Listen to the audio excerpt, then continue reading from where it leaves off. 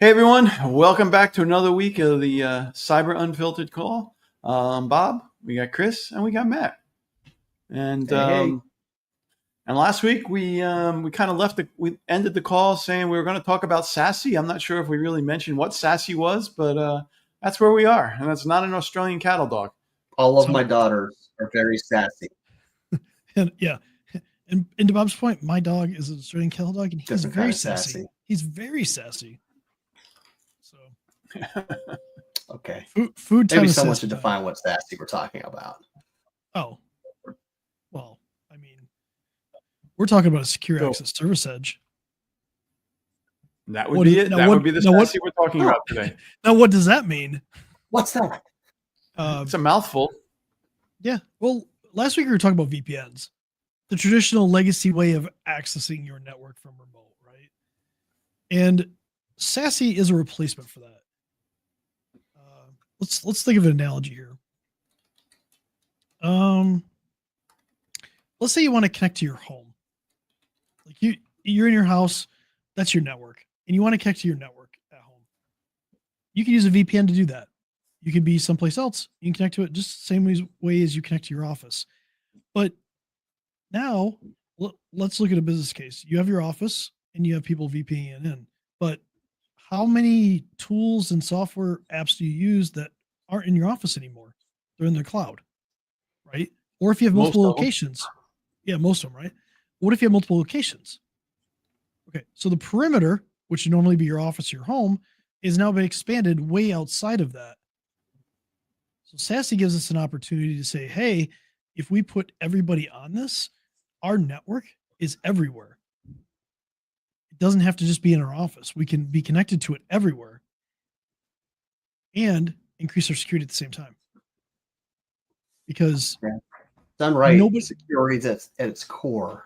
Unlike VPN, which is just like think of VPN like a wire. I mean, you can do anything with it, but it's point A to point B. And SASE is a whole lot more. Yeah. Like a sassy cattle dog. Sorry, Chris. you know how I think another way to describe this might be smart badges, right? You know how you go to get into your office and you got to have a badge. You got to swipe in. Sure. SASE would kind of be like that, because unless you have that piece of software on your device, you're not connecting. Nobody can just get to that network. You have to identify yourself. I'm trying. That's one of the great things on the SASE side. Like you said, you can identify yourself. You can effectively take that requirement to log into any of your cloud applications, so that the bad guys can't even get to the login prompt anymore. If they get to the login prompt, they can't log in as one of the accounts from your environment, and that's one way that we can secure the bad guys. Yeah, and it could be email. It could be a lot of cloud applications support that. You could say, I have to it's conditional access. You have an IP address. If your SASE supports like a static IP address, you could say, to Bob's point, only connections coming from this IP address are allowed in. And then everybody is connected internally on the SASE product and they use that static IP, they can get in. If they're not, they can't. Which, in the way that phishing is happening today, I just talked to a co-managed customer yesterday about this.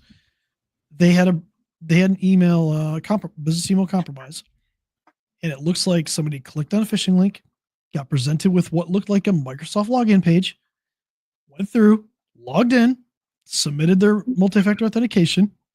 The bad guy stole the token and started logging in, and then Thank you very much. proceeded to send out a bunch of emails. With SASE, if you had conditional access, it wouldn't. One, they couldn't even log in on that page because that page is being hosted on another server. It's not actually the Microsoft page. It is the Microsoft page, but it's being proxied through another server. That wouldn't work. That login wouldn't even work. So the bad guys couldn't even steal that token. So let's just clear that up, Chris. Even if they had good credentials and a good MFA token, because of SASE setup, it wouldn't work. Yep. As long as you have that set up correctly, where you're applying conditional access rules that says you have to be coming from this network, they could have everything right and they still couldn't log in. Now, there are some caveats to that. You have mobile phones. Do you put mobile phones in SASE? Because it will decrease your battery life. Yep. The thing that nobody wants to talk about, it will decrease it because it's encrypting your connection. It requires cycles, CPU cycles like everything else. And when you're on battery all the time, that can cause problems. But the beautiful thing about conditional access is you can choose what is forced. So you could say, if let's use Microsoft for instance, because that's, I think most of us use Microsoft more often than not, right? Not necessarily Google, but for like 365, right? You're going to use Outlook, or you can use Outlook web access, right? You could say those two applications have to go through SASE, but you could also enforce that everybody has to use the Outlook mobile client, and you could potentially say, okay, the Outlook mobile client can actually come from any network. Not that you would do that, but if you're doing risk management, you could say that could be an option so that people can still get email on their phones without that requirement. Or you could just say, you know what, period, it doesn't matter. You have to be on SASE to get email, period. And also that would protect you against people just logging in from non-work devices, right? So there's a lot of options there with protection. Yeah, and that's where it's got to be a comprehensive discussion, a comprehensive security plan, because everyone logging in for mobile might be fine for some places, right? For others, it might be, they should only be able to hit Outlook, nothing else, unless they're coming in through SASE. And you don't get that with a traditional VPN. That's not possible. A VPN is just getting you into a network. In our case, it's probably just getting your business network. And if you don't set that up right, people can, once they get access into that network, they could have access to everything, and they might just be able to use it. It's just like being plugged in at that point. Yeah. Yeah. So being wired in.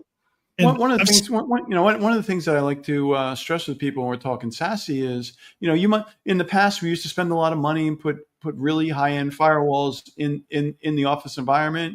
It did a great job, it protected everything. But now with people showing up in Starbucks, people showing up at home, people kids machines, we had to that whole firewall scenario needed to be changed, and SASE allows us to push that all the way down to that edge device, so that it's just protected. But do we still need those firewalls in the office? Well, and that's where we go back to the perimeter where you're talking about, right? Like if you're in the network, you're behind the firewall, so you're protected. But the second you go to the coffee shop or go home, you're not behind the firewall anymore. Right. So that's to Bob's point. Now you could simulate that a little bit with the VPN. You could force them back in and go out the internet connection at the office. But I don't know how many of you guys have cable modem providers too. Let's just talk performance wise. How many of you have customers that have cable modems where the upload speed is not fast? We're kind of lucky in New Jersey. Most of the cable modems here are all symmetric, and the dream. Well, I don't. So most of the people around here that have cable modems are limited to like 30 megabits up. So if you force them to go back through the network, like back through your firewall, like the internet would be unusable. Yeah. It'd be like a 4-lane highway down to half a lane, and you'd be trying to pummel all of your remote users through that. It just doesn't work. Yeah, it's terrible. So SASE gets around that limitation. Also, honestly, you could do, I don't want to get into zero trust right now because it's a buzzword, but you can force people to authenticate too. So even though they have the device with the SASE product on there, and this could be, we all use a different product. There's multiple products out there. We're not here to pump a product up, but if you can get in, you can also force them to authenticate with a username and password as well. So even if somebody get access to the device, maybe you're forcing them to authenticate to get to certain things. Maybe you have a server that runs HR, or an application that runs HR, has HR information or financial information. Maybe you only want 3 people in your company to have access to that. You could apply a rule in SASE that says, even though they're on the SASE network, only the people that can authenticate that fit this group, these 3 people, can actually get to this application.